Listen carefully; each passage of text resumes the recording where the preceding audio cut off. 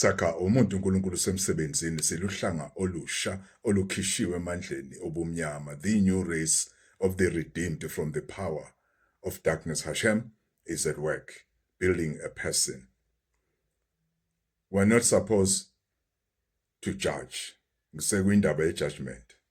Ngoba i-judgment akusiyo yethu. And manje we shall have only eternal judgment. But before Yahushua, people were judged by Hashem. It was not eternal judgment.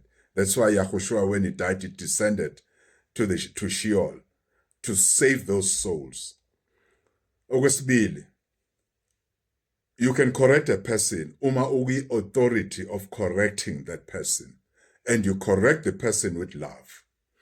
Okwesithathu, uHashem today chastise us, reprimand us, rebuke us, nasona, if we are not sinners.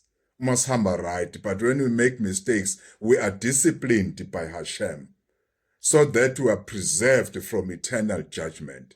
Moshe was disciplined ngokungangeni kwi-promised land because he rebuked abantwana bakwa-Israel engafanele ukwenza lokho.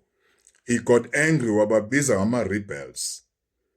Because of that, uHashem wamdisciplina ngokuthi ngeke angene kwi-Canaan, but he was not judged. He did not receive eternal judgment. That's why Satan was confused. But why lona angamclaim? Because naye wonile. He didn't know Satan ukuthi uMoshe was not living a sinner's life, but he was living a righteous life before Hashem. I wanted to correct that. Hashem bless you. Amen. Amen. Amen.